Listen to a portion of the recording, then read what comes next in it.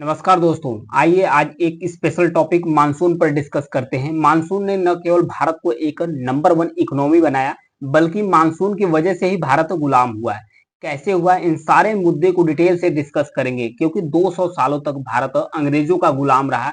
ये मानसून किस तरीके से प्रभावित करता है। मानसून न केवल मौसम बल्कि जीडीपी, महंगाई से लेकर जो राजनीति होती है उसको भी प्रभावित करता है। तो इन सारे मुद्दे को समझते हैं डिटेल से। तो बने रहिए वीडियो के लास्ट तक। जो लोग चैनल पर नए हैं सब्सक्राइब जरूर कीजिएगा।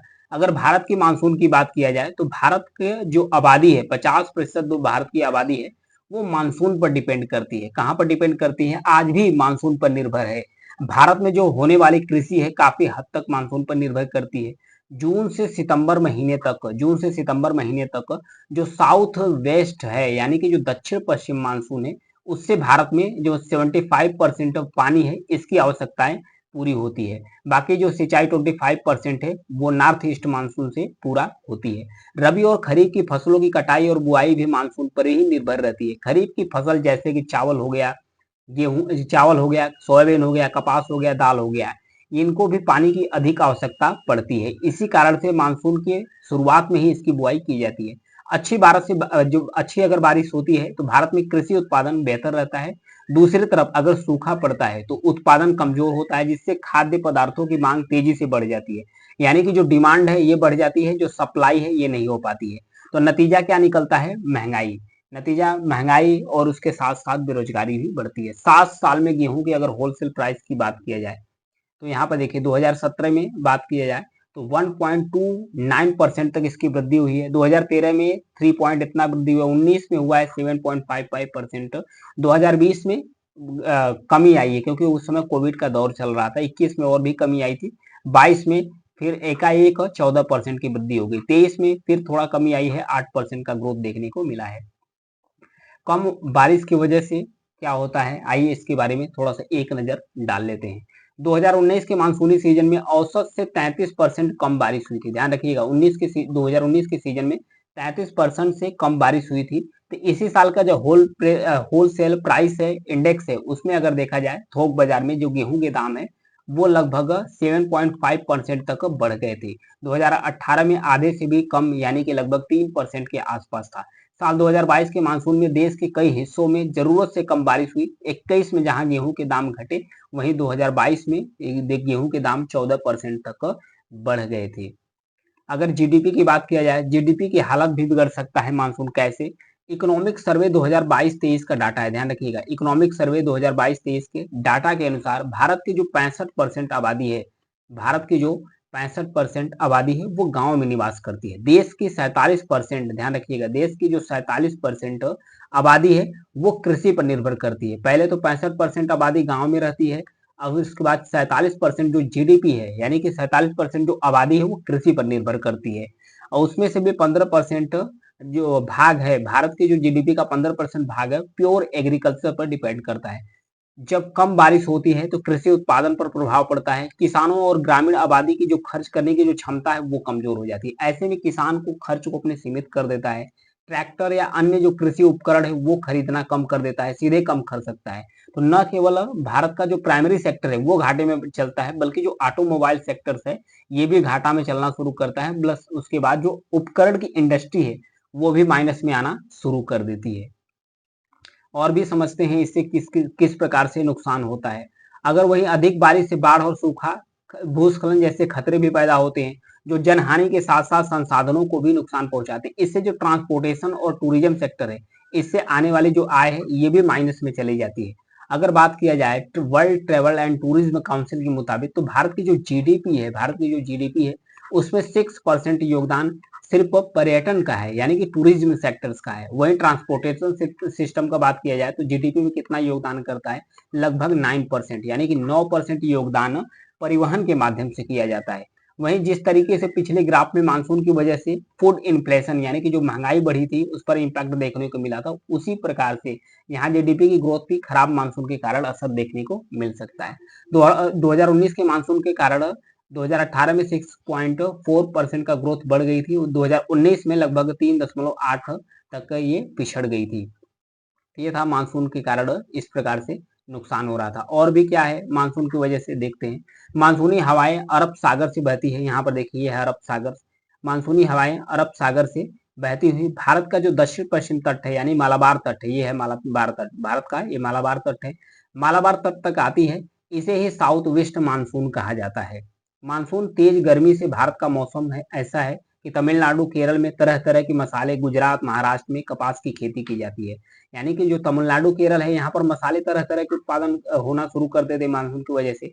और वहीं जो महाराष्ट्र और गुजरात वाला इलाका है यहाँ पर कपास की खेती मानसून की वजह से काफी बढ़ जाती है। इस खोज के बाद पहली सदी में, ध्यान रखिएगा, पहली सदी में ईसा पूर्व में अलेक्जेंडरिया का जो हिप्पोलस है, हिप्पोलस नाम का एक नाविक ने इन्हीं हवाओं को ट्रैक किया था और भारत के मौसम के बारे में पता लगाया था। ध्यान रखिएगा, पहली सदी में जो हिप्पोकस है, नहीं हिप्पोलस है, यानी अलेक्जेंडरिया हिप्पोलस नाम का एक नाविक था, उसने भारतीय मानसून को ट्रैक किया, हवा को ट्रैक किया और भारतीय मानसून के बारे में पता लगाया था। इस खोज के बाद अरब और यूरोप से भारत के बीच समुद्री व्यापार कारोबार होना शुरू कर दिए थे। यहाँ पर देखिए, यहीं पर एक बारविकम नाम का एक महत्वपूर्ण बंदरगाह, भरूच, फिर उसका मुजरिस, कावेरीपट्टनम, आरिकामेडुस, ये महत्वपूर्ण बंदरगाह है जो व्यापार का केंद्र बन गए थे। भूगोल की शुरुआती किताबों में से एक किताब है जिनका नाम है पेरिप्लस ऑफ द एरिथ्रिया ऑफ सी।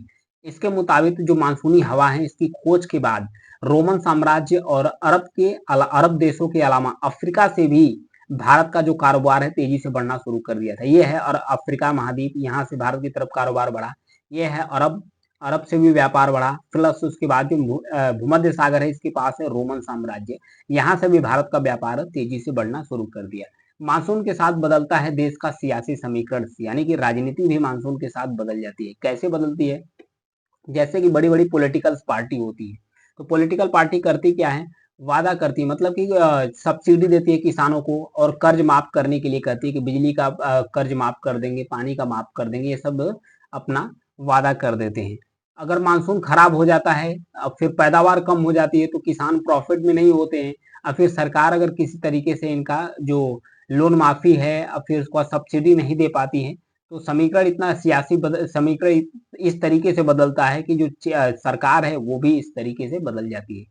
तो आइए समझते हैं मानसूनी हवाओं के चलते भारत तक पहुंचे अंग्रेज, अंग्रेजों ने किस तरीके से भारत को गुलाम बनाया था। मसालों का राजा कहा जाने वाला, जिसे ब्लैक गोल्ड के नाम से जाना जाता है, ब्लैक गोल्ड काली मिर्च को कहते हैं। ये वृक्ष देख सकते हैं, काली मिर्च का वृक्ष है। मिर्च की पैदावार, गर्मी, ह्यूमिडिटी और खूब पानी की जरूरत इसे पड़ती, इसीलिए वेस्टर्न घाट सबसे बेस्ट है। भारत का जो वेस्टर्न घाट है ना, सबसे बेस्ट है, वहाँ मसाले की पैदावार होती। करीब 2600 साल पहले काली मिर्च अरब देशों तक पहुंचने लगी। रोम अरब से काली मिर्च खरीद कर यूरोप में बेचने लगा। तब रोमन साम्राज्य भूमध्य सागर के ज्यादातर बंदरगाहों को कंट्रोल कर लिया था। यूरोपीय लोगों को काली मिर्च और भारतीय मसाले इतने पसंद आने लगे कि कारोबारी उनकी मांग पूरी नहीं कर पा रहे थे, तो इसीलिए 15वीं सदी तक यूरोप के देश भूमध्य सागर पर रोम की जो मोनोपोली है उससे तंग आने लगे। इसी बीच पुर्तगाल के राजा प्रिंस हेनरी ने नए रूट की खोज की, जिसे शिप बिल्डिंग प्रोग्राम्स के नाम से जाना गया।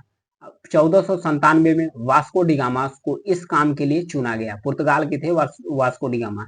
फिर उन्होंने 8 महीने के सफर के बाद 20 मई 1558 को वह केरल के जो कालीकट है वहां पर पहुंच गए। यहाँ पर देखिए, जो केरल का कालीकट है वहां से पहुंचे। ये पुर्तगाल से चले और साउथ अफ्रीका के पीछे मेडागास्कर के बीच में होते हुए कालीकट यहाँ पर पहुंचते हैं।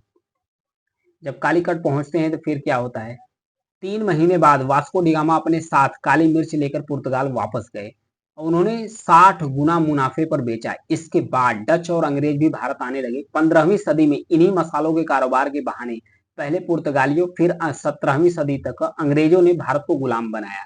कई देशों के जो राष्ट्रपति हैं वो भी भारतीय मूल के हैं। किस तरीके से भारतीय मूल के हैं इसके बारे में समझेंगे। तो जब भारत को मानसून की वजह से, यहाँ पर देखिए, पुर्तगाल आए, फिर पुर्तगाल के बाद फिर डच आए, अंग्रेज आए, ये सब आकर भारत को गुलाम बनाए। तो इस तरीके से मानसून भारत को गुलाम बनाने में कारगर साबित हुआ। इवन कई देश के जो राष्ट्रपति हैं वो भी मानसून की वजह से ही भारतीय मूल के व्यक्ति हैं। वो कैसे, आइए समझते हैं।